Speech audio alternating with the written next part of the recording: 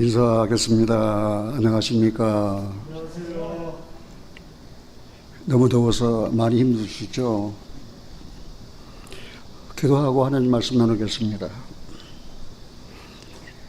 사랑의 아버지 하나님, 주신 은혜를 생각할 때마다 진심으로 감사드립니다. 사도 요한은 하나님께서 어떠한 사랑을 우리에게 주사 하나님 자녀라 일컬음을 얻게 하셨는고 우리가 그러하도다. 장래에 어떻게 될 것은 아직 나타나지 아니하였으나 그가 나타내심이 되면 우리가 그와 같이 될 줄을 확실히 안다고 그렇게 서신서에 남기면서 이 소망을 가진 자마다 그의 깨끗하심 같이 자기를 깨끗하게 한다고 우리에게 말씀했습니다. 우리는 하나님께 속한 거룩한 자입니다. 우리는 이 땅에서 죄 아래서 더럽게 사는 인생이 아닙니다. 우리는 하나님의 사랑을 받은 거룩한 자입니다. 그리고 우리는 깨끗하게 거룩하게 아름답게 섬기면서 하나님의 뜻을 쫓아 사는 당신의 거룩한 백성입니다.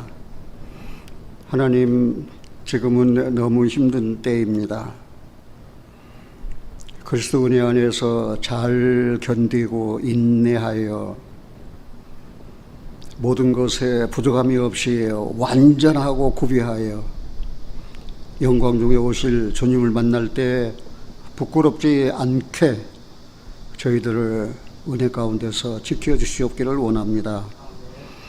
사도행전을 열었습니다.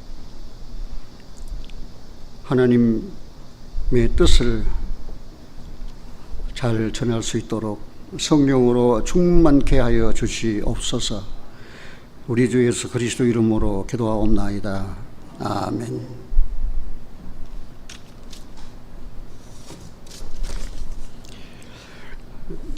오늘 예배당에 들어오니까 이렇게 주부가 있어서 주부를 보니까 그동안 고운받고 오랫동안 신앙생활을 하면서도 이제 내 생활에 적용시켜서 순종하고 살기가 가장 어려운 말씀, 이 제목으로 적혔어요. 듣고 배우라는데, 듣기는 속해하고 말하기는 더디하고 성내기도 더디하고, 그 성내는 것이 하나님의 의를 이루지 못한다고 그렇게 우리에게 교훈하시고 가르쳐 주셨는데, 오늘 주보에 그런 말씀이 기록됐어요. 그런데 여기 내용을 보니까 야고보서 1장 19절 말씀대로 살라고 요구하십니다. 우리는 너무나 자주 고집스럽게 자신의 의견을 고수하고 다른 사람의 생각은 고려하지 않으려 합니다. 그래서 이 구절을 전에 읽는 순간 자존심과 자존감에 대한 내용이 생각이 났습니다. 여러분들은 자존심으로 사십니까? 아니면 자존감으로 사십니까? 이거는 우리가 생활에 적용하면서 살아야 할 아주 중대한 내용이기 때문에 제가 말씀드립니다.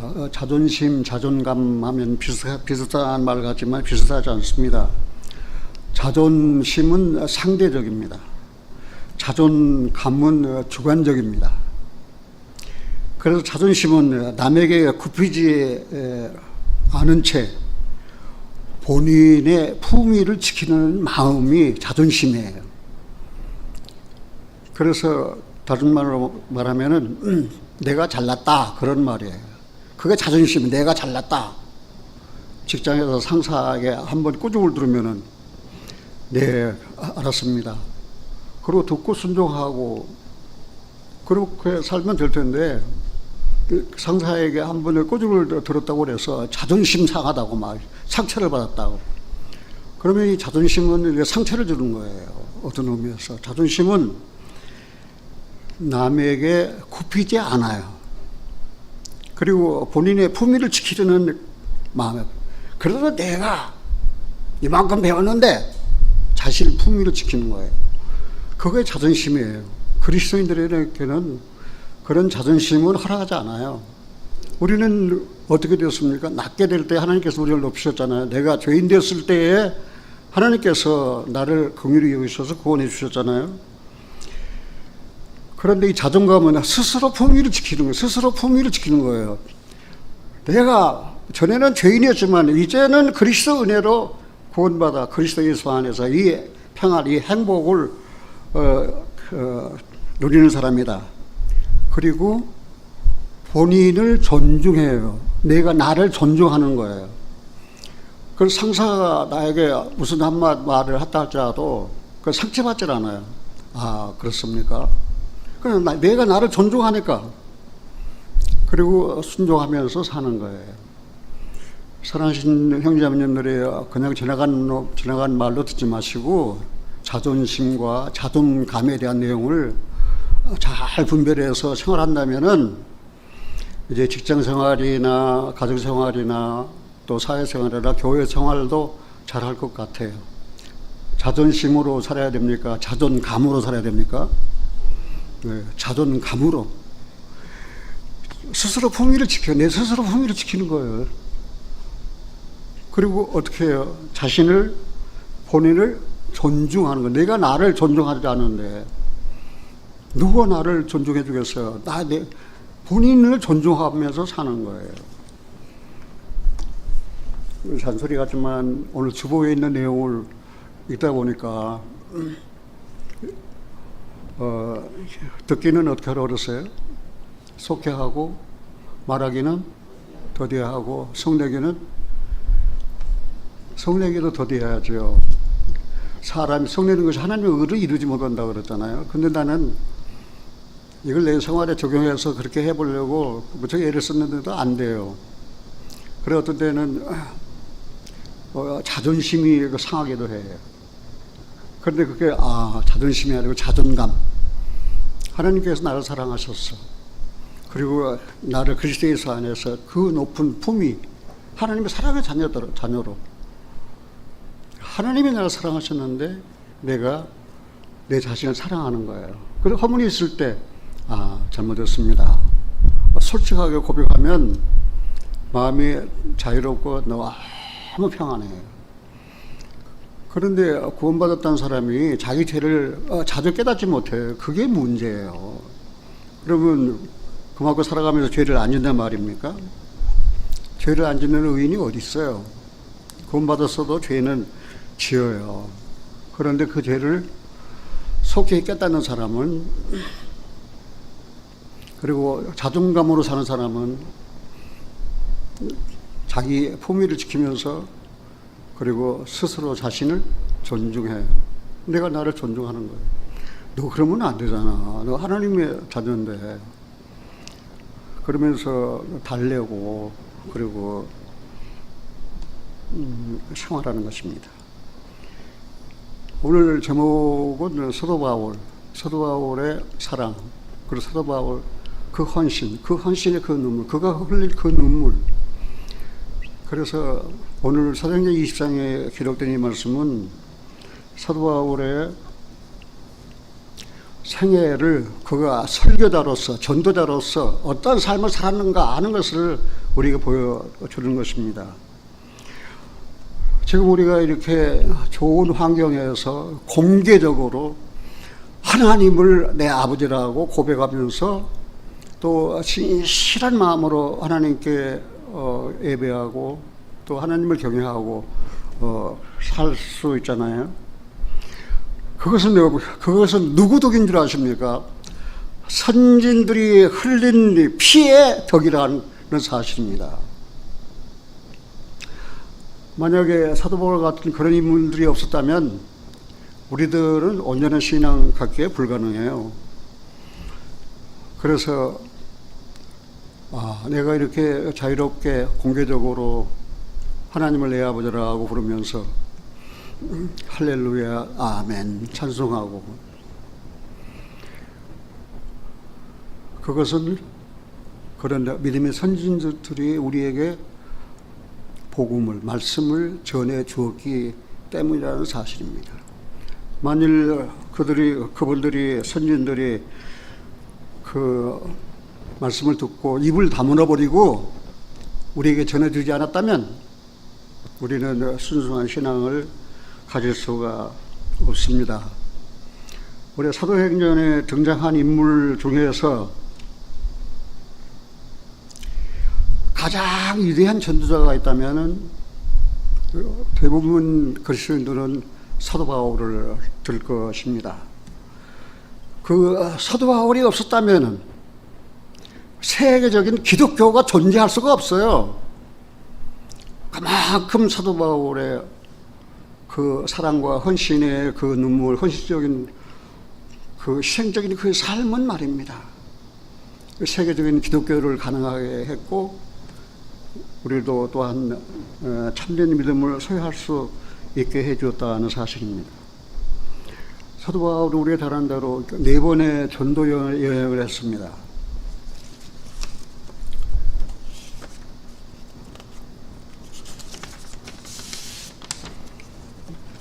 참고적으로 이거는 사도 바울의 4번의 전도 여행한 기록입니다. 1차 전도 여행, 2차 전도 여행, 3차 전도 여행.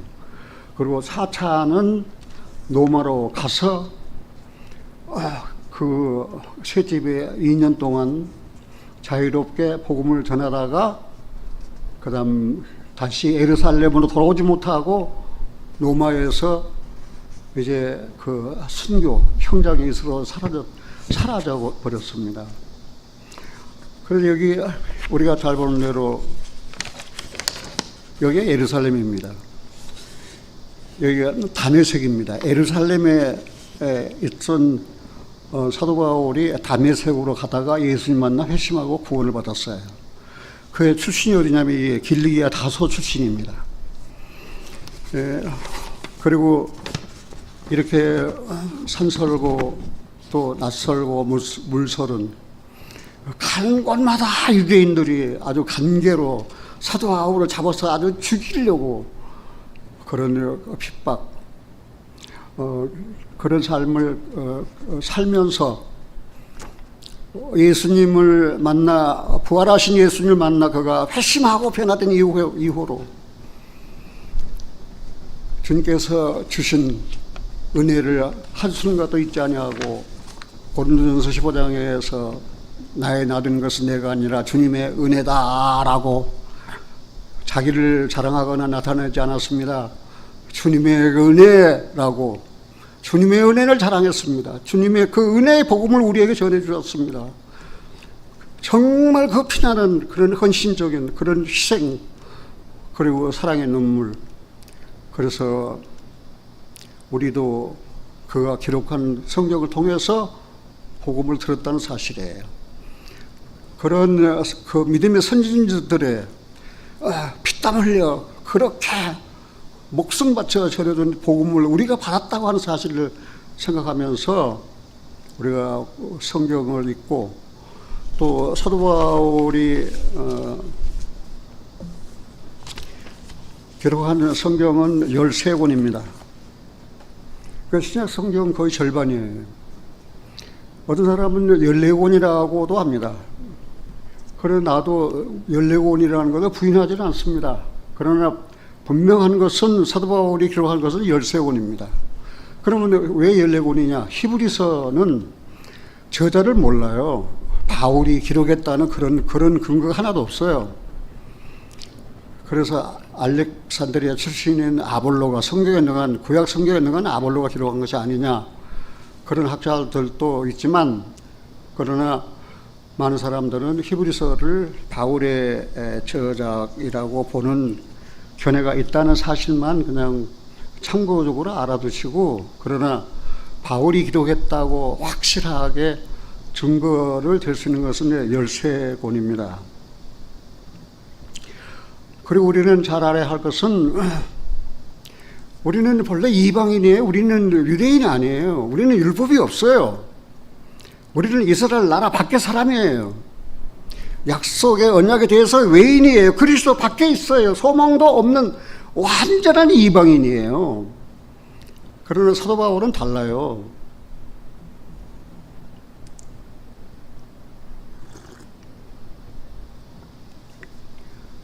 사도 바울은 유대인입니다.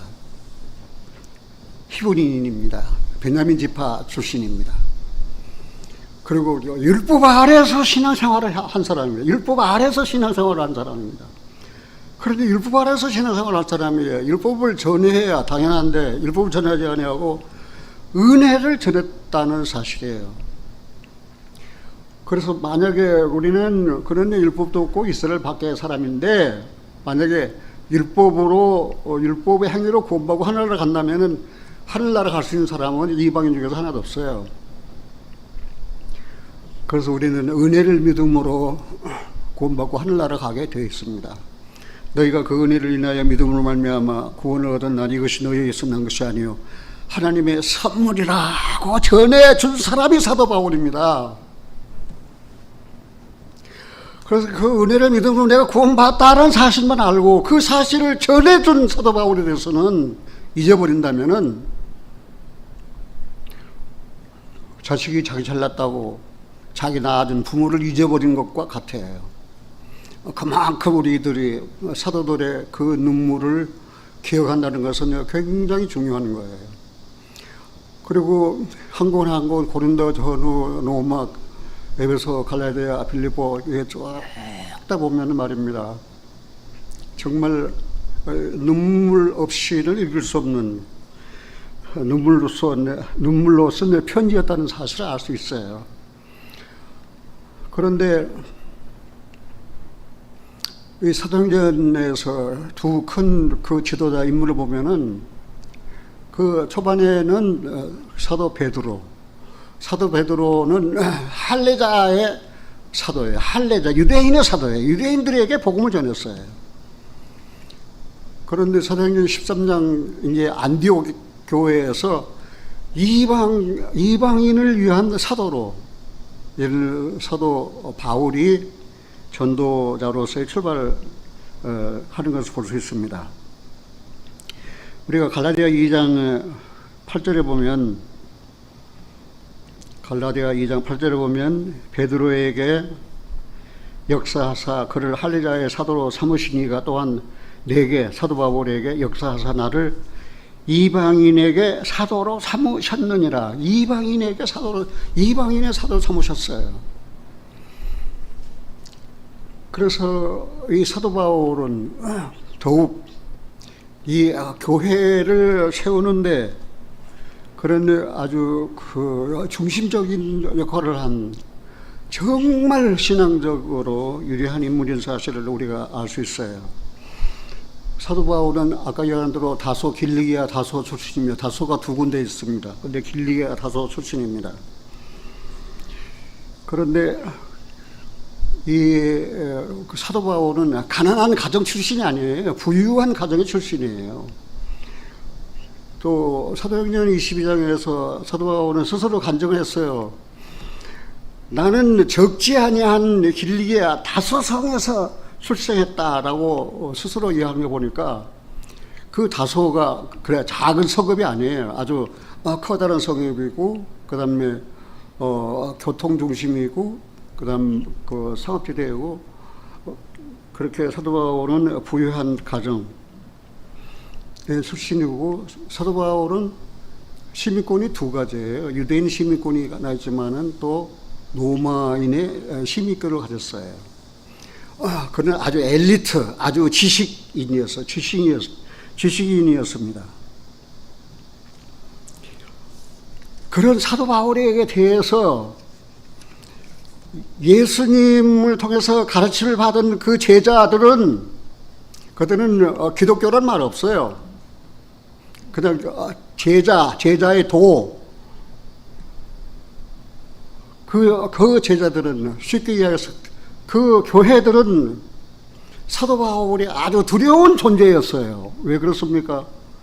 그는 부유한 집안의 출신이고 엘리트 지식인이었습니다. 그리고 아주 율법 아래에서 신앙생활을 했던 그런 사람이었어요. 이 다소에 살다가 예루살렘으로 옮기는 것은 천군의 꿈을 안고 예루살렘에 가서 열심히 율법을 공부하고 성경을 공부하려고 하기 위해서 가말리엘 문화에 들어가서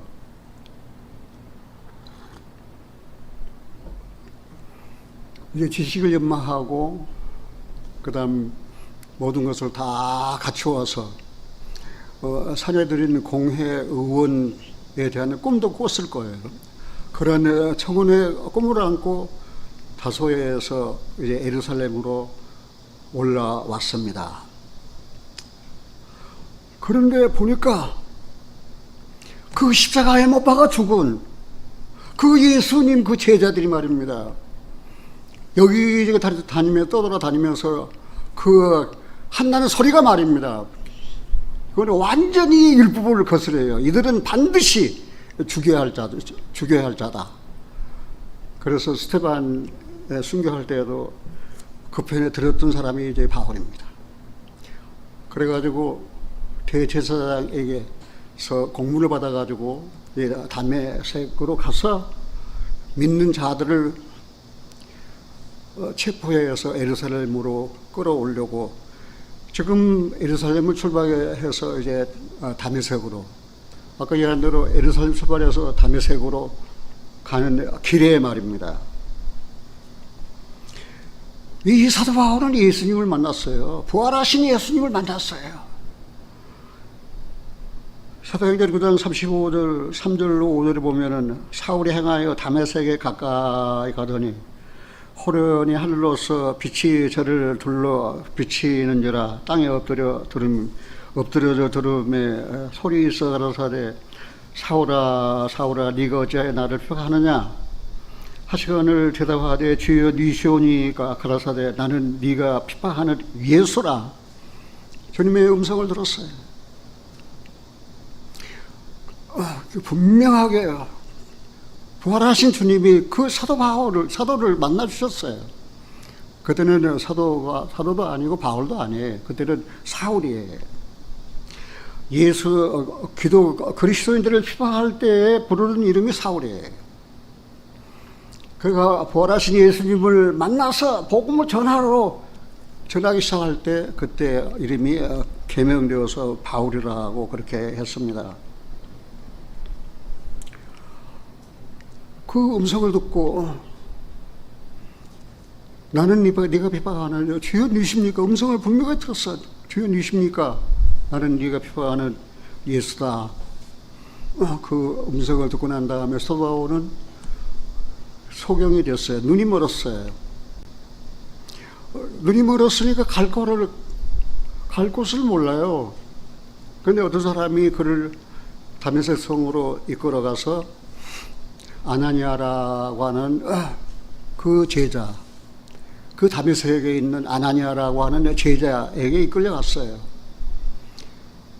그래서 아나니아도 처음에는 두려워해서 네가 교회를 핍박하고 또 예수 믿는 사람들을 잡아서 결박하여 가기 위해서 이 다메섹에 왔는데 그를 만나기를 주저하고 꺼려했지만 하나님께서 아나니아에게 이제 그 사울에게 안수하라고 그랬습니다. 그래 안수했을 때 눈이 떠졌어요. 눈이 밝아졌어요. 그리고 다메섹에 있는 형제들과의 교제를 가졌어요. 그 사도행전 9장 19절로 22절 기록에 보면은 이렇게 나와 있습니다. 사도 바울이 음식을 먹음에 강건하여지니라. 사울이 다메섹에 있는 제자들과 함께 며칠 있을새 즉시로 각 회당에서 예수의 하나님의 아들이심을 전파하니 듣는 사람이 다 놀라 말하되 이 사람이 예루살렘에서 이 이름을 부르는 사람들을 찬양하던 자가 아니냐. 여기 온 것도 저희를 결박하여 대제사장들에게 끌어가고자 함이 아니냐 하더라. 사울은 힘을 더 얻어 예수를 그리스도라 증명하여 다메섹에 사는 유대인들을 굴복시켰다고 그랬습니다. 사도 바울은 아나니아에게 그 안수를 받고 난 다음에 눈이 밝아진 다음 예수는 하나님의 아들이시다. 예수가 그리스도다라고 다메섹에 있는 유대인들에게 전해서 유대인들을 굴복시켰다라고 했습니다. 사도 바울의 생애에 대해서는 더 많이 이야기할 시간이 없어서 여기까지만 접고, 그래서 이 사도 바울은 그렇게 주님을, 부활하신 주님을 만났어요. 같이 한번 해봅시다. 나 되는 것은 내가 아니라 주님의 은혜니라. 여러분들도 그런 감정을 해야 돼요. 나 되는 것은, 내가 지금 구원받아 하나님의 거룩한 자녀가 되는 것은, 하나님의 백성이 되는 것은, 내 이름이 생명책에 기록된 것은 하나님이 내게 주신 은혜다. 그 은혜는 행위의 대가가 아니에요. 거저 주신 선물이에요. 우리는 거저 받았지만 그 은혜를 우리에게 임하게 하려고 그 하나님의 아들 예수님 십자가에서 모진 고통 다 받으시고, 그 다음 그 고통과 괴로움을 다 참으시고 신이 나무에 달려 그 몸으로 우리의 죄를 담당하여 죽으셨습니다. 그 고통을, 그 쓰라린 고통을 다 참으셨습니다. 그 멸시와 천대를 다 참으셨습니다. 그리고 십자가에 죽으셨습니다. 그 주님을 하나님께서 3일 만에 다시 살리셨습니다. 그리고 그 예수를 우리 주와 그리스도가 되게 하셨습니다. 그 주님은 우리를 피로 값주고 사신 것입니다. 그렇게 우리에게 구원의 은혜를 임하게 하시기 위해서 그리스도께서 십자가에서 당하신 그 고통과 주님이 흘리신 그 피 눈물을 우리는 그 생활하는 가운데서 절대 잊어서는 안 된다는 사실을 여러분들에게 말씀드리고 싶어요. 그래서 이제 사도 바울이 이제 예루살렘으로, 다메섹 거기에서 다시 이제 예루살렘으로 와가지고 거기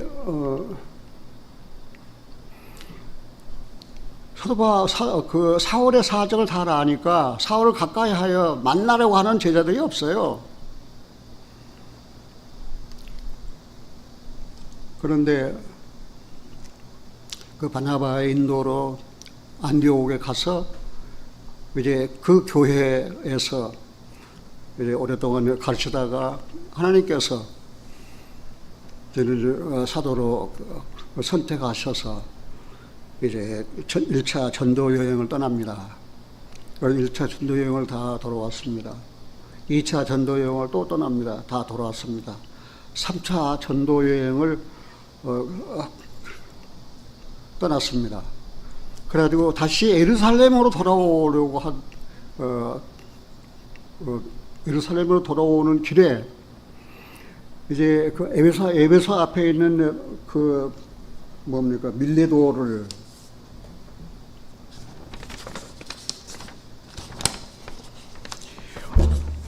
여기가 에베소입니다. 그 에베소 교회 앞에 있는 이 밀레도에 여기에서 장로들을 만나가지고 지금 그 장로들과 나눈 그 말씀이 오늘 읽은 사도행전 20장 17절에서 그 20절에 있는 말씀을 제가 그 요약해서 말씀을 드렸는데, 이제 그 3차 전도 여행을 마치고 그는 급히 서둘러서 지금 예루살렘으로 올라가야 됐어요. 예루살렘으로 올라가는 그 길은 사도 바울에게는 고난의 길이요, 마지막 길이요, 그 다음에 죽음의 길입니다. 그래서 예루살렘에서 그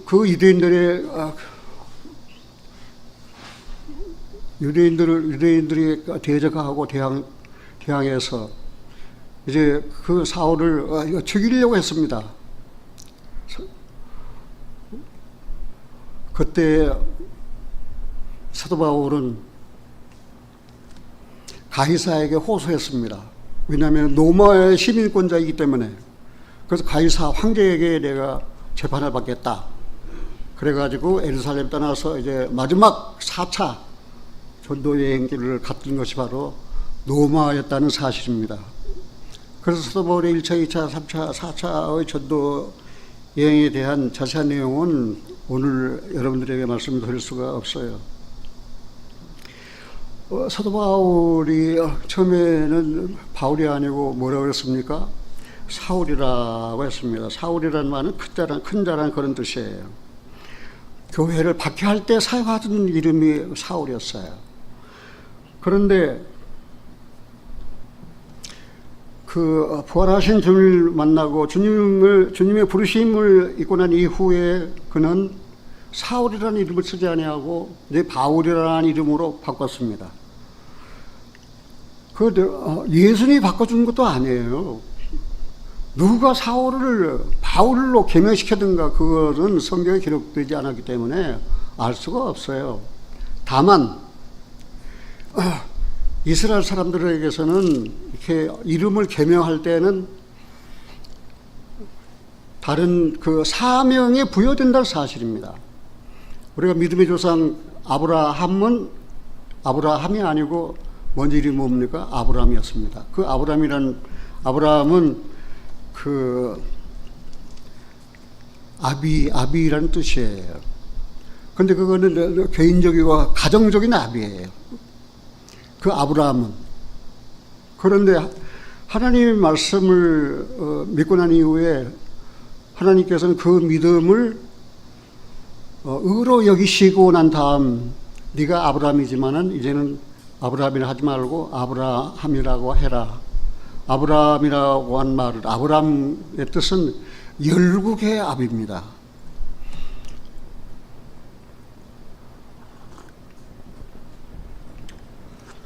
만약에 아브라함이 아브라함으로만 끝났다면 그런 그 가족의 그 아버지로서 끝났을 것입니다. 근데 하나님은 그 아브라함을 아브라함으로 바꿔줘서 이제 열국의 아비.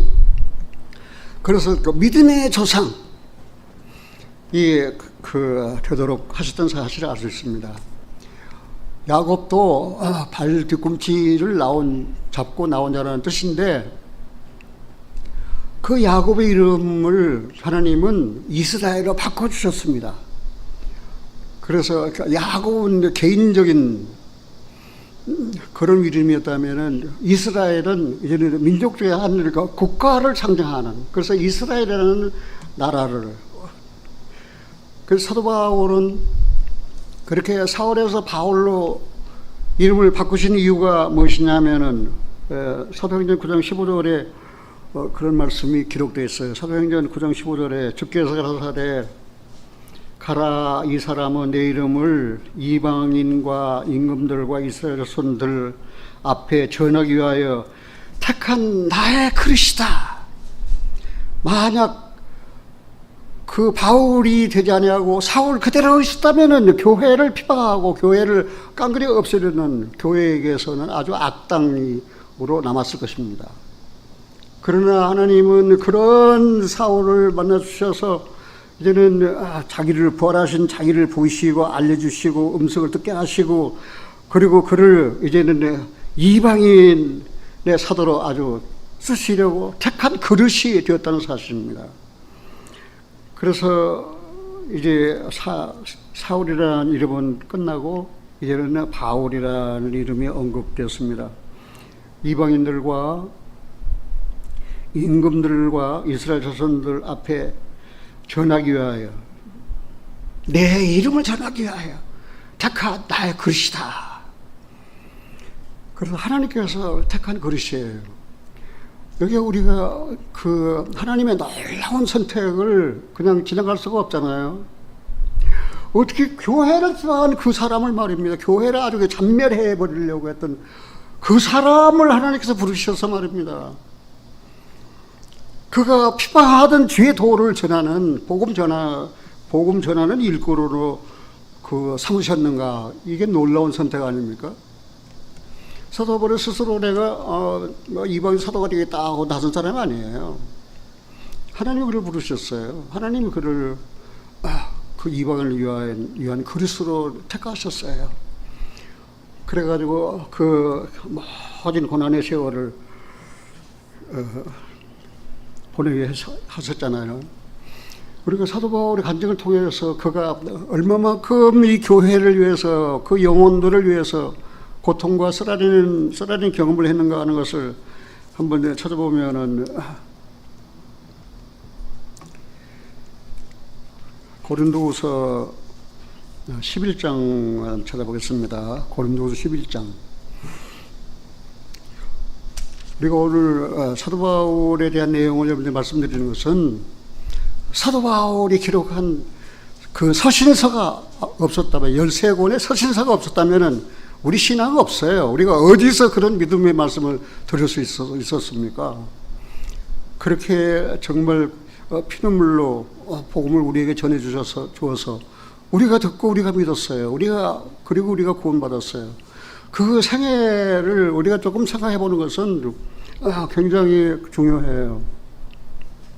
쉽게 이야기해서 자녀들이 부모가 살아온 그 생애를, 우리가 어머니 아버지가 우리를 낳아가지고 우리를 또 먹이고 기르고 또 교육시키고 또 이만한 사람으로 만들려고 얼마나 그 사랑의 수고를 아끼지 아니하고 그 힘든 그 인생의 고난의 과정을 겪으면서 우리를 이렇게 키워주셨을까? 그거는 생각하는 거나 마찬가지예요. 고린도 후서 11장입니다. 내용은 많지만은 좀 간단하게 읽겠습니다. 22절입니다. 고린도 후서 11장 22절. 저희가 히브리인이냐? 나도 그러하며, 저희가 이스라엘이냐? 나도 그러하며, 저희가 아브라함의 씨냐? 나도 그러하며, 저희가 그리스도의 일꾼이냐? 정신없는 말을 하거니와 나도 더욱 그러하도다.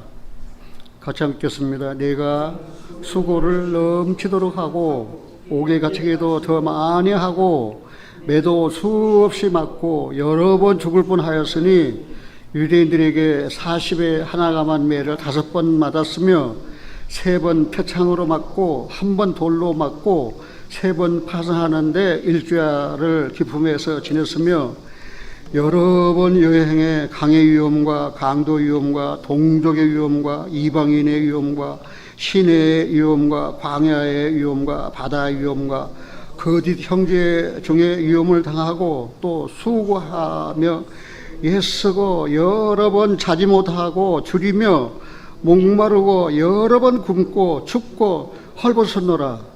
이 외에 이 일은 고사하고 오히려 날마다 내 속에 눌리는 이 일이 있으니 곧 모든 교회를 위하여 염려하는 것이라. 우리가 그냥 기록되면 문자로 이렇게 읽어보니까 실감이 안 나지만, 안 날 것 같지만 한번 생각해 보세요. 얼마나 그렇게 그 고통, 그 쓰라린 경험, 산설고 또 물설은, 또 자기 본 고향도 아닌 이방, 또 높은 임금들을 황제들 앞에서까지 말입니다. 그 높낮이 신분 빈부 귀천 차별 없이 말입니다. 모든 사람에게 똑같이 그런 구원의 은혜를 전했던, 그 자지 못하고 헐벗고 또 굶주리고 그런 것은 개인적으로 당한 그런 고통은 다 그만두고 교회를 위하여 염려한다고 그랬습니다. 고린도 교회 복음 전에서 세워놨더니 문제가 생겼어요. 갈라디아 교회 복음 전에서 교회를 세워놨더니 문제가 생겼어요. 그 교회 중에서 문제 없는 교회가 어디 있습니까? 그래서 이 교회 일을 생각하면서 그랬잖아요. 이 일은 고사하고 오히려 날마다 내 속에 누리는 일이 있으니 곧 모든 교회를 위하여 염려하는 것이라. 모든 교회를 위하여 염려하는 거. 모든 교회, 한 교회가 아니에요. 모든 교회. 내 말 하지 않겠습니다만은 저 역시 마찬가지입니다. 내가 죄인이었습니다. 그런데 죄값은 사망이기 때문에 내가 그대로 죽으면 지옥 간다는 사실을 알았습니다. 내가 하나님을 섬긴다고 섬겼지만 입술로만 섬겼습니다. 성경을 안다고 배우고 가르쳤지만은 사람의 계명으로 교훈 삼아서 가르쳤습니다. 그리고 배웠습니다. 생명의 말씀으로 한 번도 접하지 못했습니다. 그러다가 나의 실상을 깨달았습니다. 그냥 그때 내 마음의 소원은 그것이었습니다. 하나님, 내 모습 이대로 받아주시면 안 되나요? 내 모습 이대로 그냥 더러우면 더러운 대로 이대로 받아주시면 안 되나요? 그런데 주님은 피를 흘리셔서 내 죄를 깨끗게 하시고 정결케 하셨습니다. 종신토록 성결과 의로서 두려움이 없이 하나님을 섬기게 하셨습니다. 그 은혜를 깨달았습니다. 이제 그동안에 여기저기 전도했습니다. 솔직하게 나와 내 가족에 대한 염려보다도 교회를 위한 염려가 더 컸습니다. 그 말씀을 들은 사람이 제대로 들었을까? 참으로 제대로 깨달았을까? 성령으로 거듭났을까? 정말 진리의 말씀을 순종하여 거짓이 없이 형제를 사랑하게 이르렀을까? 너희가 거듭나는 것이 썩어질 씨로 되는 것이 아니요 썩지 아니할 씨로 되었나니 살아있고 항상 있는 말씀으로 됐는데, 정말 어떤 말씀이 그 영혼을 살렸을까? 어떤 말씀을 듣고 구원을 받았을까? 솔직하게 그런 생각으로 저는 목회 생활을 해왔습니다. 여기 고린도서 11장에 사도 바울이 당했던 그 고난과 교회를 위한 염려, 정말 눈물로 교회를 위한 염려. 사랑하신 여러분들이요, 여러분들 속한 교회, 여러분들 사랑하십니까? 정말 여러분들이 속한 교회, 형제자매들 위하여 눈물로 기도해 본 일이 있습니까? 그런 아프고 상처받은 이들, 가난하고 또 소외받은 이들, 또 어두운 가운데 헤매고 있는 그 영혼들, 또 형제자매와 화목하지 못하고 갈등이 있는 그런 지체들. 이 교회는 건물이 아니고 사람이기 때문에 이 그 교회에서 만난 형제자매들은 어떤 의미에서 절대로 마음이 일치될 수가 없어요. 하나가 될 수가 없어요. 그러나 성령의 침례로 우리는 성령의 침례를 받아 그리스도 예수 안에서 우리는 한 피 받아 한 몸이 이룬 그리스도인이 되는 거예요. 주님의 몸이 되는 거예요. 주님의 몸이. 그때부터는 내가 아닌 이제 우리예요. 우리가 무엇입니까? 바로 교회예요.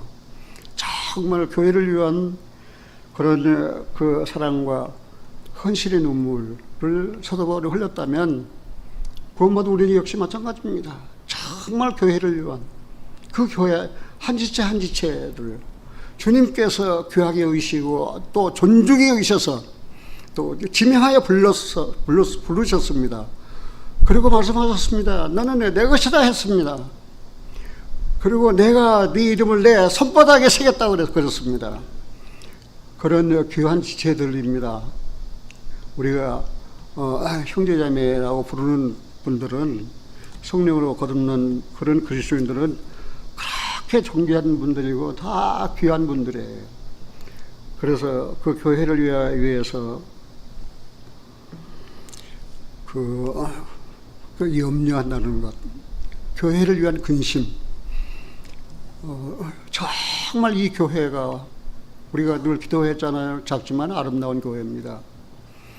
주님 오실 때까지 이 교회는 정말 하나님의 사랑의 품 안에서, 우리가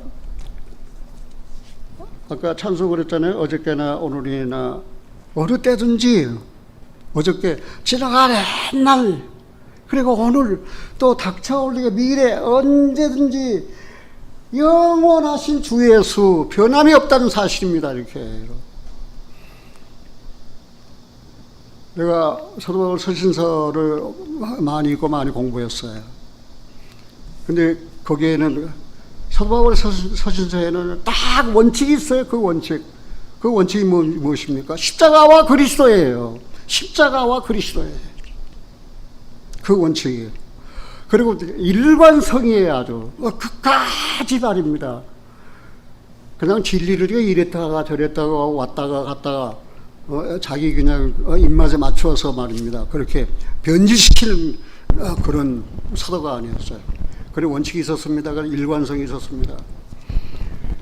그렇잖아요. 풍랑이 있는 바다 위를 걸어오시고 또 의심 많은 도마에게 확신 주시고 또 허물 많은 베드로를 용서하시고 어저께나 오늘이나 영원 무궁의 한결같은 주 예수, 내가 사랑하는 예수님이에요. 어저께나 오늘이나 변함이 없어요. 내가 50년 전 구원받았어요. 50년 지나왔어요. 차 타고 오면서 우리는 그래서 여보, 이 길을 우리가 50년을 다녔네. 그러나 변함이 없어 한결같아요. 그거는 나도 사도 바울에게 배웠어요. 요 원칙이 있어요. 그리스도와 십자가. 십자가와 그리스도. 다른 거 없어요. 그리스도와 십자가예요. 그래 아주 그 일관성, 초지일관이에요. 은혜를 믿음으로 구원받았으면 은혜를 믿음으로 구원받은 거예요. 그 은혜 안에서 신앙이 완성되는 거예요. 행위로 완성되는 거 아니에요. 물론 우리가 은혜를 믿음으로 구원받으면 생활에서 행위가 변합니다. 거짓말한 사람은 이제 거짓말 안 해요. 도둑질한 사람은 이제 도둑질 안 해요. 성 내는 사람은 성 안 내요. 근데 난 성 내거든요. 그러니까 내가 야고보서에 걸린 거예요. 듣기에 속히 하라. 말하기 덜이 하라. 성내기 덜이 하라. 근데 나는 성질이 좀 못돼 먹어가지고 또 저속한 말로 개떡 같아가지고 급히 화를 잘 내요. 그럴 때는 굉장히 괴로워요. 그러면 하나님 앞에 눈물로 회개하지. 하나님 잘못했어요. 내가 잘못했어요. 내가 참 잘못했어요. 그래서 즉시 허물 많은 베드로를 용서하신 주님이 내 허물도 용서하시고 그 사랑의 품 안에 다 품어 주셔서 껴안아 주시는데 한번 그렇게 안겨보세요. 주님 품 안에. 저는 그렇게 안겨봤어요. 그 주님의 사랑스러운 그 품 안에. 내 아들아, 내가 네 허물을 안다. 내가 고쳐줄게. 내가 버리지 않을게. 내가 너를 과부와 같이 내가 버리지 않을게. 나의 의로로 오른손으로 너를 붙들어 줄게. 너를 도와주겠어. 그 부드러운 주님의 음성 한마디는 저로 하여금 이 무더위도 견디게 하시고, 사도 바울이 그랬잖아요. 디모데에게. 디모데야, 말세에 고통한 때가 온다. 말세에 고통할 때가 이른다. 그런데 지금 다 그대로 돼가지고 이거 다 실천됐잖아요. 다 실현되고 있잖아요. 지금 고통의 때예요. 뭐 25일이면은 뭐 그 규제가 풀린다고 기다려서 저는 아내 위로했거든요. 여보 25일까지만 참아. 다음번에는 내가 만나고 싶은 지체들 다 만날 수 있어. 그랬더니 뭐라 발표했어요. 8월 8일까지 2주 더 연장해. 2주 더 연장해가지고 또 이제 그 코로나가 줄들지 않냐면은 뭐 1년 갈 수 있고 2년 갈 수 있고 그대로 우리 죽을 때까지 이 코로나 환경에서 은평에 있는 한 장로 교회는 정부의 규제를 무릅쓰고 예배를 드려버렸어요. 그러니까 행정명령 내렸어요. 그 은평에 있는 그 교회 중지, 교회를 중지시켜버렸어요. 하나님의 교회를 어떻게 인간정부가 중지시킵니까?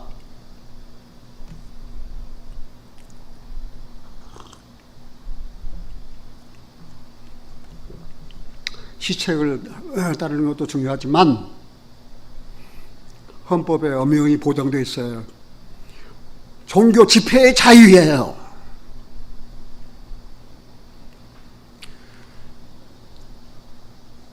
다른 법으로, 다른 방법으로도 얼마든지 벌할 수 있는데 어떻게 해요? 그 예배당에 문 닫으라고 그럽니까? 인간 정부가 말입니다. 하나님 나라를 말입니다. 어떻게 규제시킵니까? 참, 그 목사님은 아주 대단하더라고요. 그냥 다 모여서 다 예배 드리는 거다. 주님의 이름으로 모이지 않는 다른 거 보세요. 얼마든지 얼마나 자유방임하는지 말입니다. 그 더운 날 무릎서 한번 아내하고 좀 밖에 나가봤더니 말입니다. 와, 사람들 할 거 다 하고 먹을 거 다 먹고 말입니다. 뭐 누릴 거 다 누리고 다 그렇게 살더라고요. 그런데 왜 하나님 섬기는 일만 규제합니까? 이야기가 다른 데로 나갔습니다. 이제 사도행전으로 돌아가 보겠습니다. 17절입니다. 17절 바울이 밀리도는 에베소 앞에 있는 섬입니다. 밀리도에서 사람을 에베소로 보내요. 왜 에베소에 올라갔으면 될 건데 왜 밀리도 섬에서 에베소로 사람을 보내요. 교회의 장로들 청하니 교회 장로들 좀 오시오. 그래 청했어요. 그래서 오매 장로들이 왔어요. 저희에게 말하되 아시아에 들어온 첫날부터 지금까지 내가 항상 너희 가운데서 어떻게 행한 것을 너희도 아는 바니 사도 바울은 에베소에서 가장 오랫동안 머물렀어요. 3년 동안 머물렀거든요. 두란노 소원에서 2년을 가르쳤거든요. 그래서 이 에베소 교회의 사정에 대해서는 우리가 너무 잘 알아요. 사도 바울은.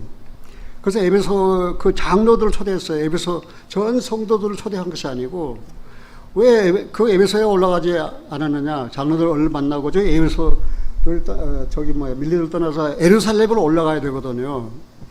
그 뭐 6월절을 지키려고 그랬든지 하여튼 확실한 내용은 제가 모르겠습니다만은 그래서 왔어요. 장로들이 왔어요. 누가 왔어요? 어느 교회 장로들이 왔어요? 자, 에베소 장로들이 왔잖아요. 그리고 이 장로에 대해서 한번 생각해보세요. 장로. 이 에베소 장로들이 어떤 사람인가? 에베소 장로의 인물들이 말입니다. 그 19장 한번 찾아보겠습니다. 사도행전 19장 1절 아볼로가 고린도에 있을 때에 바울이 윗지방으로 다녀 아마 윗지방에 갈라디 할 거예요. 에베소에 와서 어떤 제자들을 만나 가로되 너희가 믿을 때 성령을 받았느냐? 여기 사도 바울이 그 에베소에 와서 어떤 그 믿는 사람들 그 세례 침례 요한의 제자들 들었을 거예요. 믿을 때 성령을 받았느냐? 그렇게 물었어요. 그러니까 뭐라 했습니까? 바울이 가로되 2절 같이 한번 읽어볼까요? 가로되 너희가 믿을 때에 성령을 받았느냐? 가로되 아니라 우리는 성령이 있음도 듣지 못하였노라. 바울이 가로되 그러면 너희가 무슨 세례를 받았느냐? 대답하되 요한의 세례로라. 바울이 가로되 요한이 회개 세례를 베풀며 백성에게 말하되 내 뒤에 오시는 이를 믿으라 하였으니 이는 곧 예수라 하거늘 저희가 듣고 주 예수의 이름으로 침례를 받으니 바울이 그들에게 안수하며 성령이 그들에게 임하심으로 방언도 하고 예언도 하니라.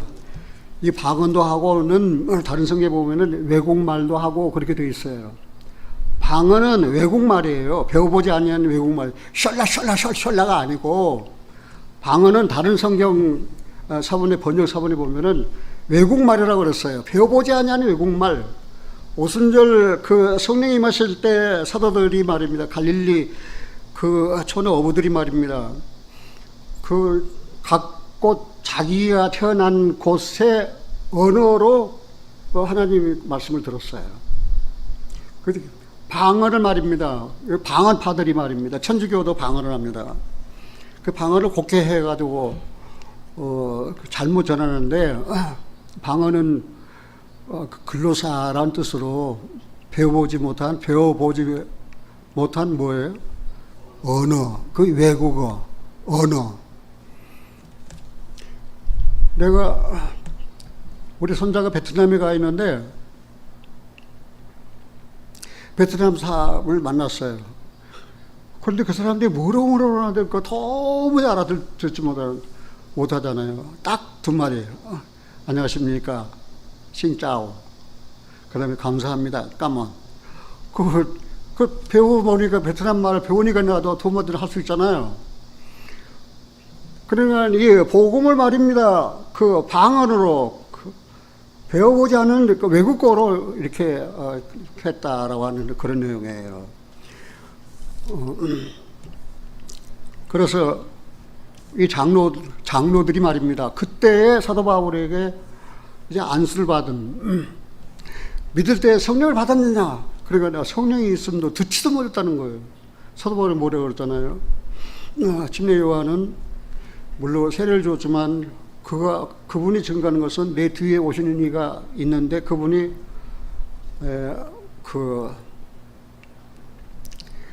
성령으로 세례를 주실 분이다. 그분이 바로 그리스도다. 그러니까 그때야 딱 말을 듣고 그리스도. 그래가지고 이제 구원을 받은 거예요. 그 에베소 장로들이. 그 장로들이 에베소 교회에서 이제는 중추적인 역할을 하고 있었다는 사실을 알 수 있어요. 여기 우리 한번 생각해봅시다. 장로. 그냥 일반 기독교에서는 이제 새로운 사람이 믿으려고 오면 뭐합니까? 이제 열심히 가르쳐서 학습합니다. 그리고는 뭐합니까? 이제 세례문답을 합니다. 그 세례문답을 한 다음에는 그 다음에 그 안수해서 이제 직분을 세웁니다. 그 다 형식적이고 또 의식적이에요. 여기 우리가 하나 확실하게 알 것은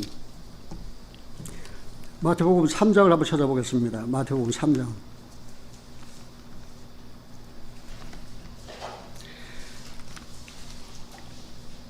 마태복음 3장 7절입니다. 요한이 많은 바리새인과 사두개인이 세례 베푸는 데 오는 것을 보고 이르되 독사의 자식들아 누가 너희를 가르쳐 임박한 진노를 피하라 하더냐. 그러므로 회개에 합당한 열매를 맺고 속으로 아브라함이 우리 조상이라고 생각하지 말라. 내가 너희에게 이르노니 하나님의 능히 이 돌들로도 아브라함의 자손이 되게 하시리라. 이미 도끼가 나무 뿌리에 놓였으니 좋은 열매 맺지 아니하는 나무마다 찍어 불에 던지우리라. 나는 너희를 회개하게 하기 위하여 물로 세례를 주거니와 내 뒤에 오시는 이는 나보다 능력이 많으시니 나는 그의 실을 들기도 감당치 못하겠노라. 그는 성령과 불로 너희에게 세례를 주실 것이요. 침례 요한이 말입니다.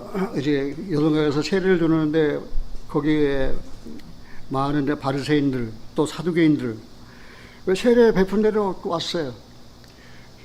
그래서 그 사람들을 보면서 그 유대인 종교 지도자들을 보고 뭐라 했습니까? 뱀들은 독사의 새끼들이라 그랬습니다. 그 유대인들은 말입니다. 우리는 아브라함 자손이다. 어떤 그 특권 의식 말입니다. 우리는 선이다라고 하는 특권 의식을 갖고 있는 거예요. 이 예배당에 다니는 사람들도 마찬가지고 교회에 다니는 사람도 마찬가지고. 그래서 나는 정통파 장로교인이라고 말입니다. 그건 내세울 것이 아니에요. 그런 팔을 자랑할 것이 아니에요. 그래서 나는 물로 침례를 주지만 내 뒤에 오신 이는 성령과 뭘로? 성령과 불로 이제는 그 침례를 주실 것이다. 그리고 어떤 사람들은 예수님은 성령으로 거듭나게 하시는 일을 하고 불로 심판하게 하시는 일을 한다. 그렇게 따로 생각합니다. 그거 아니에요. 성령과 불은 동일시 같은 의미예요. 이게 불은 말입니다. 무엇을 의미하냐면은 정결케 하는 그런 태워서 깨끗하게 하는 정결케 하는 그런 역할을 해요. 그래서 성령이 하시는 일과 거의 같아요. 여기 한번 보면은 성령이 하시는 일은 무엇입니까? 성령 하시는 일은 첫째 거듭나게 하십니다. 성령 하시는 일은 주님과 한 몸이 되게 합니다. 성령이 하시는 일은 성령 충만하게 하십니다. 구원받은 사람들은 성령을 거듭났어요. 그 성령 충만합니까? 충만하지 않습니까? 하면은 되게 성령 충만 안 하다가 하거든요. 그건 잘못된 거예요.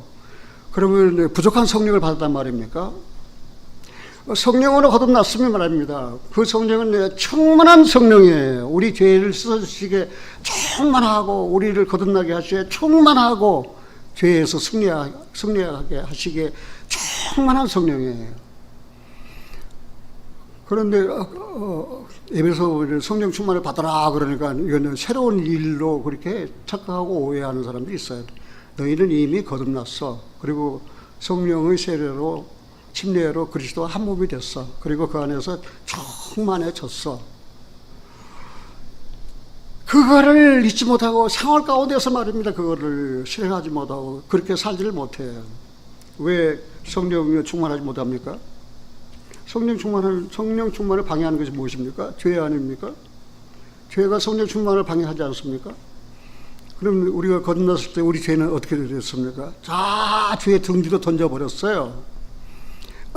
이제는 그 죄에 대해서 이제 no more, remember no more, 기억하지 않겠다고 말입니다. 이제는 이제는 죄를 위해서 제사 드릴 것도 없이 다 만들으셨어요. 사랑하는 형제님들이 쏙지 마십시오.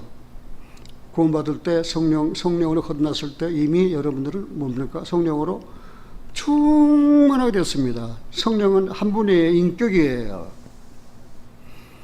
그분이 우리 심령 속에 사시는 거예요. 주인이 사시는 거예요. 자, 그런데 이제 한번 생각해 봅시다. 그 바울이 말입니다. 교회를 어떻게 섬겼는가, 그거 이제 중요하잖아요. 여기 보니까 20장 보겠습니다. 19절 같이 한번 읽어볼까요? 곧 모든 겸손과 눈물이며 유대인의 관계를 인하여 당한 시험을 참고 주를 섬긴 것과 모든 겸손으로 주를 섬겼다. 사도 바울은 겸손으로 주를 섬겼어요. 얼마나 그가 겸손했느냐 하면 말입니다. 고린도전서 9장을 한번 찾아보겠습니다. 시간이 많이 갔으니까 고린도전서 9장의 19절입니다. 내가 모든 사람에게 자유하였으나 스스로 모든 사람에게 종이 된 것은 더 많은 사람을 얻고자 함이라. 유대인들에게는 내가 유대인과 같이 된 것은 유대인들을 얻고자 하며 율법 아래에 있는 자들에게는 내가 율법 아래에 있지 아니하나 율법 아래에 있는 자 같이 된 것은 율법 아래에 있는 자들을 얻고자 하며 율법 없는 자에게는 내가 하나님께는 율법 없는 자가 아니요 도리어 그리스도의 율법 아래에 있는 자나 율법 없는 자와 같이 된 것은 모든 율법 없는 자들을 얻고자 함이라. 약한 자들에게는 내가 약한 자와 같이 된 것은 약한 자들을 얻고자 하며 여러 사람에게 내가 여러 모양 된 것은 아무쪼록 몇몇 사람들을 구원코자 함이니. 23절 내가 복음을 위하여 모든 것을 행함은 복음에 참여하고자 함이라. 그래, 율법 없는 자에게는 율법 없는 자같이, 율법 있는 자에게는 율법 있는 자같이, 약한 자에게는 강한 자이지만은 약한 자같이 여러 모양으로 된 거예요. 그게 뭐예요? 그게 그냥 겸손이 아니고 여러 겸손이에요. 먹을 때도 겸손하고 말할 때도 겸손했어요. 모든 사람이 지식 있는 사람에게는 지식 있는 사람처럼, 지식 없는 사람에게는 지식 없는 자같이 말입니다. 그래, 여러 목에 든 것은 그들을 어떻게 하기 위해서요? 구원받게 하기 위해서라고 하는 사실입니다. 그리고 모든을 겸손으로 섬겼고, 그 다음에 뭐로 섬겼다고 그랬어요? 모든 눈물로 섬겼습니다. 그 눈물을 흘리는 것은 무엇 때문입니까?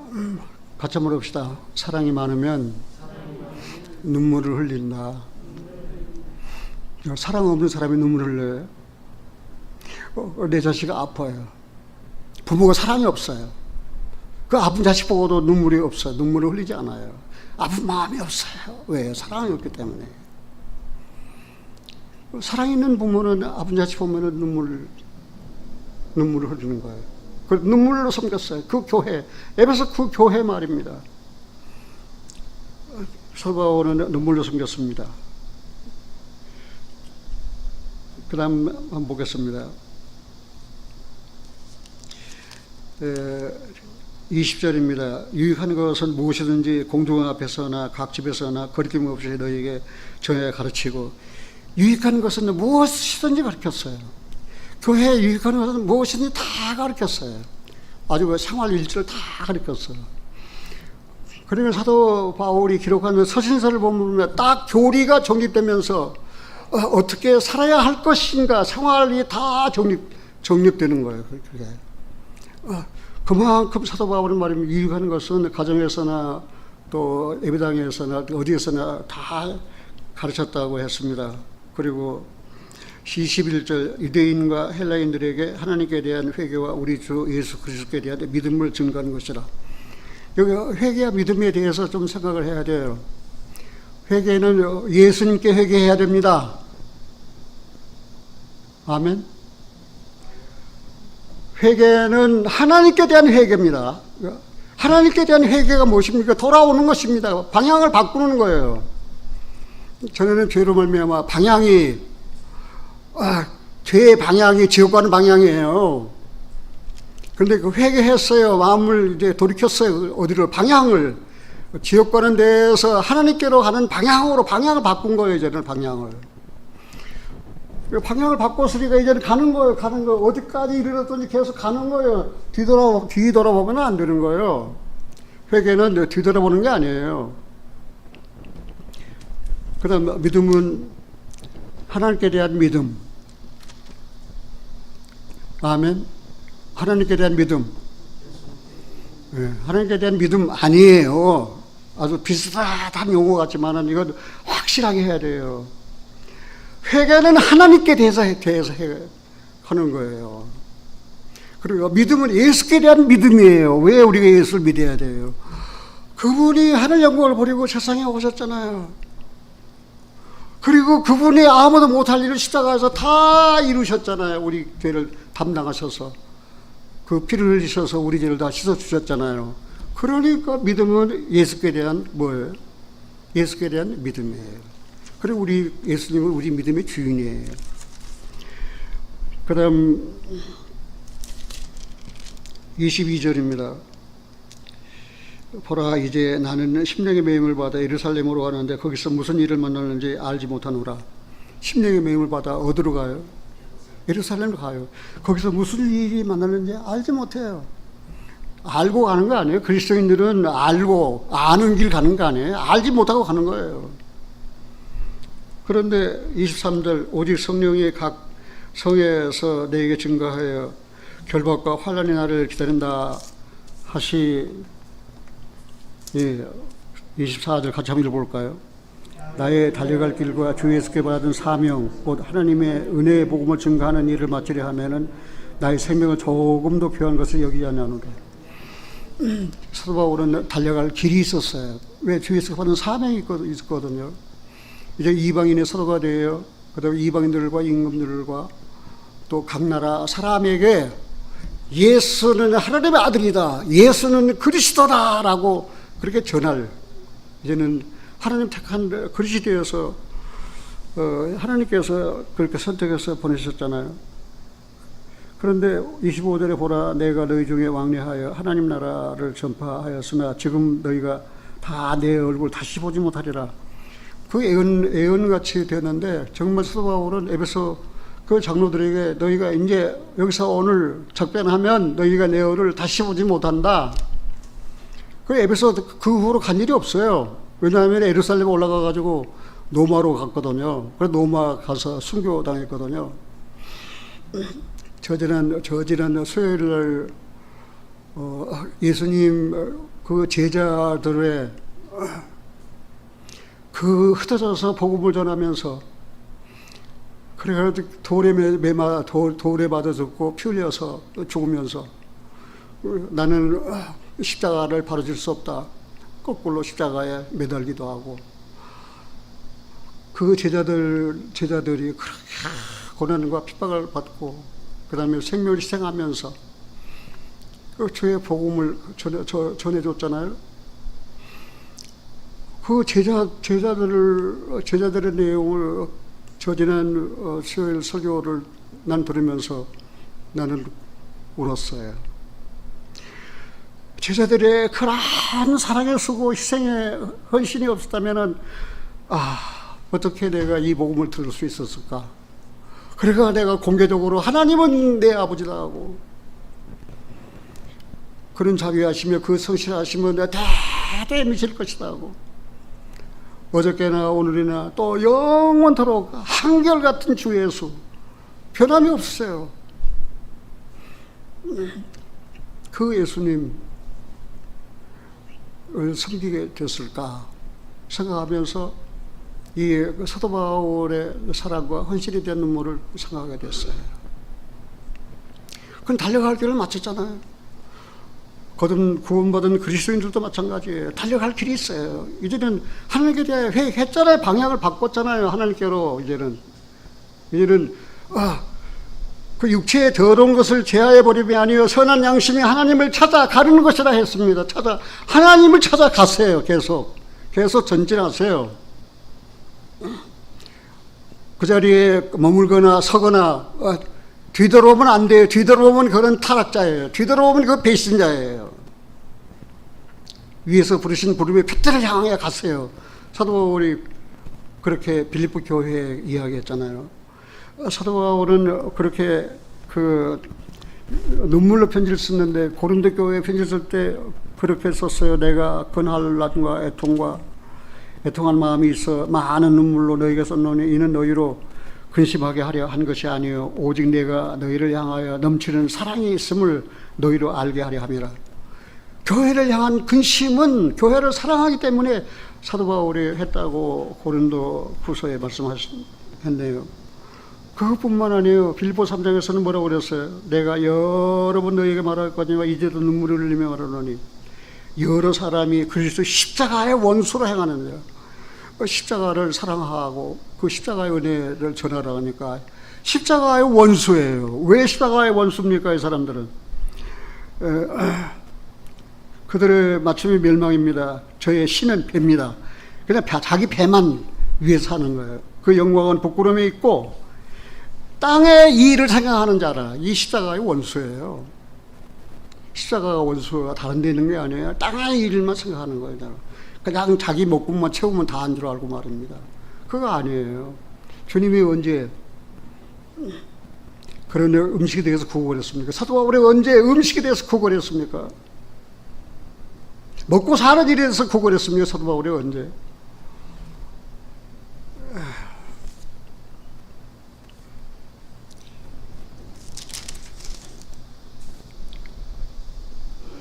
그러므로 26절에 그러므로 오늘 너희에게 증거하노니 모든 사람이 피에 대하여 내가 깨끗하니라. 모든 사람이 피에 대하여 깨끗하다 그랬어요. 사도 바울은 에스겔서를 잘 알고 있었어요. 이제 내가 이스라엘 파수꾼으로 너를 보낸다. 그들에게 외쳐라. 죄에서 돌이키라고. 그리고 하나님께 돌아와 하나님을 섬기라고. 그들이 네 말을 듣고 깨닫고 돌아와 하나님을 섬기면 가하지만 그들이 듣고도 깨닫지 않고 돌아오지 아니하면은 내가 그들에게서 죄에 대한 대가를 찾겠다. 그러나 내가 파수꾼으로 세워 너를 보냈는데 그들에게 전하지를 않았어. 그러면은 그들은 그들이 죄로 죽지만은 그들이 죄로 죽는 피에 대하여 그 핏값을 내가 네 손에서 찾겠다고 그랬습니다. 에스겔 선지자에게. 이게 얼마나 무서운 말입니까? 그 사도 바울은 내가 모든 사람 피에 대하여 깨끗하다 했습니다. 듣든지 안 듣든지 사도 바울은 전해줬어요. 듣고 믿은 사람은 주님께 돌아오고 듣고도 믿지 않는 사람은 어쩔 수 없어요. 그들의 죄값대로 이제 죽을 수밖에 없다는 사실입니다. 이렇게 사도 바울은 복음을 전하는데 자신의 생명을 귀한 것을 여기지 않았어요. 모든 사람의 피에 대하여 깨끗하다고 그랬어요. 내가 누구에게 전도 부탁을 받고 내가 거절하거나 안 갈 일이 없어요. 내가 힘들고 그냥 더 쉬고 싶고 좀 눕고 싶고 그렇지만 나는 그 영혼을 내게 부탁한 일에 대해서는 저는 내 기억으로는 다 갔어요. 정말 찾아갔어요. 시골까지 다 찾아갔다 왔어요. 이게 사도 바울의 그 사역자로서의 이런 본을 보여줬어요. 우리는 한번 생각해봐야 돼요. 사랑하는 또 어디서나 이 말씀을 듣는 여러분들이요. 만약 여러분이 사역자라면 교회를 겸손으로 섬기십시오. 눈물로 섬기십시오. 시험을 참고 섬기십시오. 이어가는 것을 가르치십시오. 그리고 하나님에 대한 회개와 예수에 대한 믿음을 확실하게 전하십시오. 받은 사명을 완수할 때까지 말입니다. 사도를 그리고는 거시겠잖아요. 이제 믿음 선한 싸움을 싸우고 나의 갈 길을 마치고 믿음을 지켰으니 이제 내 후로 의의 멸관이 예비되었다. 내게만 아니라 그날 사모하는 모든 자에게니라 라고 이제 마지막 그 유언을 남겼잖아요. 달려갈 길을 마쳤다고 그랬잖아요. 사랑하는 형제님들이여, 정말 성령을 거듭났습니까? 성령 충만하십니까? 이제 여러분들은 사명을 부여받은 사람이에요. 한 영혼이라도 이제 주님께 돌아오게 하는 일에 이제 헌신할 책임이 있어요. 이제 우리는 결론적으로 한번 생각해 봅시다. 사도 바울은 교회를 위하여 그렇게 사랑과 헌신의 눈물을 흘렸는데 구원받은 거듭난 나는 과연 누구를 위하여 울 것인가? 누구를 위하여 나는 울 것인가? 솔직하게 집사람과 저는 걱정이 그거예요. 우리 자녀들 어려서부터 복음 다 들었거든요. 그런데 부모 마음에 맞게 신앙생활을 하는 자녀들이 있는가 하면 그렇지 못한 자녀들이 있어요. 저 이름들이 생명책에 있는데 저렇게 살면 안 되는데 그런 걱정이 있어요. 바울은 죄인들을 위하여 울고 교회를 위하여 울었습니다. 자신을 위하여 울지 않았습니다. 에레미야는 국가와 민족을 위하여 울었습니다. 천연의 백성의 파멸을 인하여 내 눈에 눈물이 시내처럼 흐르도다. 내 눈에 흐르는 눈물이 그치지 아니하고 쉬지 아니하며 여호와께서 하늘에서 살피시고 돌아보시기를 기다린도다. 나의 성읍의 모든 여자를 인하여 내 눈이 내 심령을 상하게 하는도다.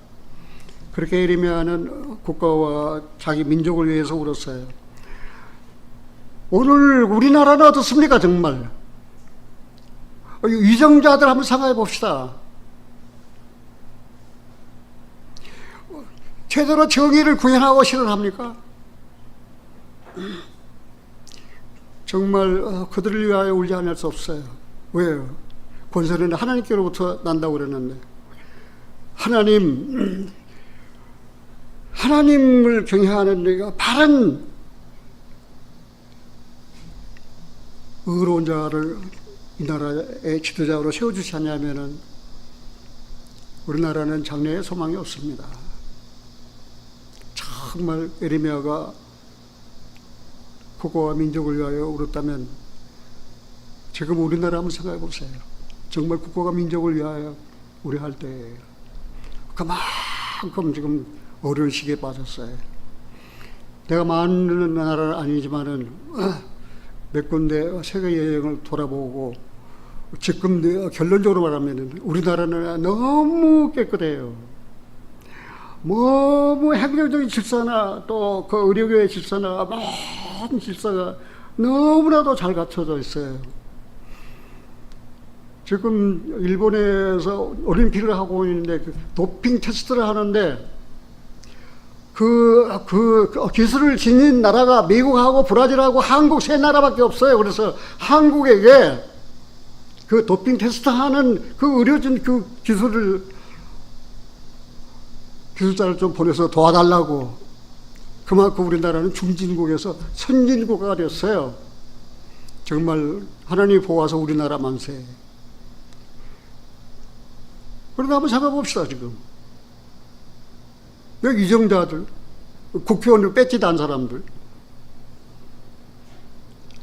제대로 국가와 민족관을 제대로 가지고 있습니까? 뭐 내가 이렇게 부르진다고 그래서 뭐 될 일도 아니겠지만, 예수님도 우셨어요.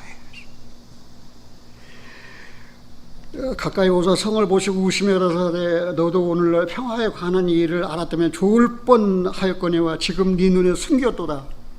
평화에 관한 일을 몰라요. 왜요? 평화에 관한 일이 숨겼어요. 그래서 예수님은 평화에 관한 일을 모르는 사람들을 향해서 눈물을 흘리며 우셨어요. 우리 주변에도 역시 마찬가지예요. 참된 평안이 무엇입니까? 재물이 있지 않아요. 권세 있지 않아요. 참된 평안은 하나님께 있어요. 하나님께서 그리스도로 말미암아 우리 심령에 주신 죄 사함으로 말미암는 그 평안을 받아야 진정한 평안을 받는 거예요. 사람들 보면 평안이 없어요. 내가 보면은 그냥 다 그냥 이타심으로 살아도 좋겠는데 말이야. 이기심으로 살아가고 있는 거예요. 다 자기 욕심이 다.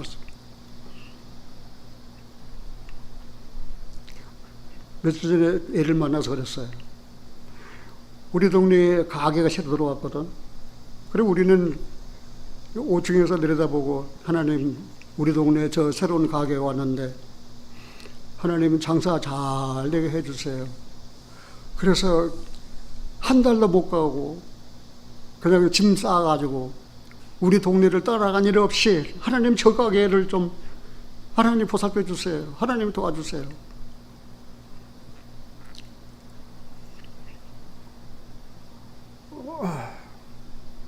왜요? 그들이 그렇게 아주 그 힘들고 피탈린 분들이어서 그냥 가게를 차려가지고 그냥 몇 천만 원 그냥 그 뭐 데코레이션 꾸미고 또 그 인테리어 다 했는데 1,000만 원, 2천만 들어가지고 한 달도 못 돼서 문 닫고 이사 가는 그 모습을 보세요. 얼마나 쓸쓸하고 얼마나 가련하고 얼마나 불쌍하고. 하나님 저 가정에도 평안을 좀 주었으면 좋겠는데 솔직하게 그런 심령으로 우리는 살아가고 있거든요.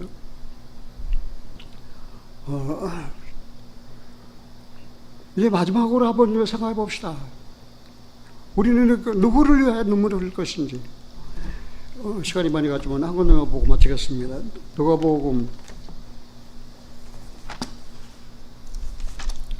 23장입니다.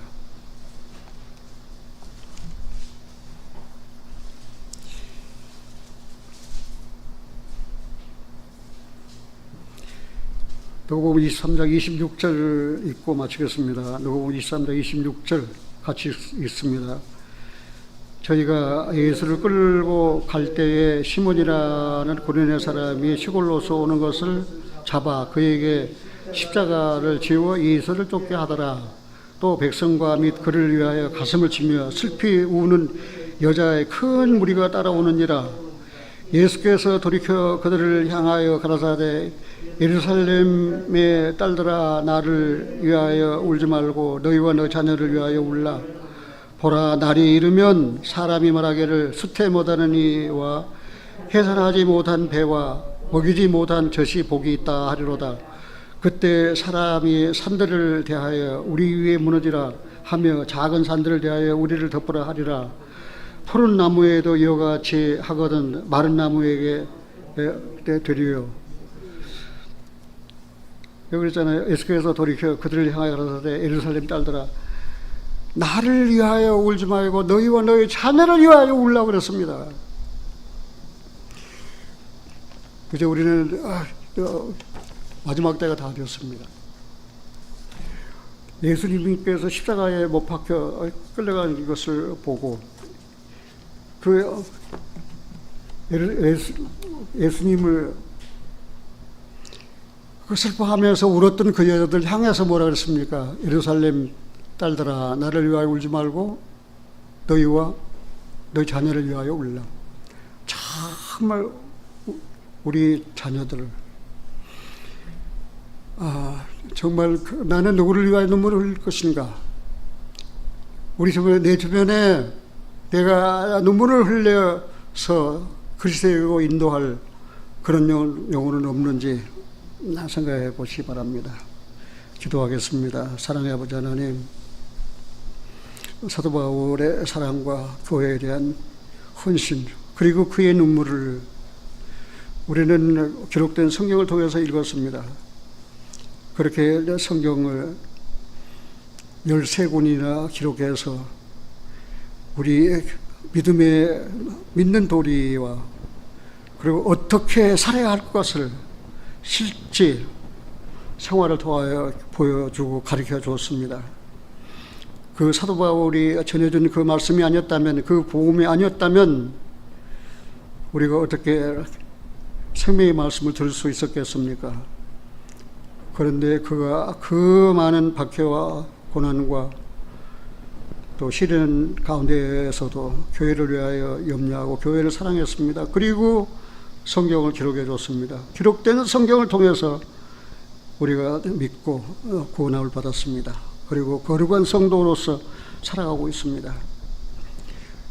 이 시간에 우리 다시 한번 정말 우리에게 이런 귀한 은혜의 복음을, 생명의 말씀을 전해준 사도 바울의 사랑과 헌신의 눈물에 대해서 마음속 깊이 생각하며 우리도 누군가를 위하여 흘려야 할 눈물이 있다면 흘릴 수 있게 하여 주시옵소서. 그리하여 그 영혼 구원받는 것을 볼 수 있게 하나님께서 인도해 주시옵기를 원합니다. 이 교회를 하나님께서 오늘날까지 사랑하셨습니다. 이 교회 사랑하는 성도들, 가정들, 또 시련과 또 질병, 또 어려움을 당하고 있는 그런 가운데서도 교회를 사랑하고 주님을 사랑하는 변치 않는 마음 주신 것을 진심으로 감사드립니다. 하나님은 어제나 오늘이나 영원토록 변함없고 한결같으십니다. 그 주님 안에서 우리는 산소망을 갖고 열심히 위에서 부르신 표들을 향하여 달려나가도록 도와주시고 인도하여 주시옵소서. 우리 주 예수 그리스도 이름으로 기도하옵나이다. 아멘.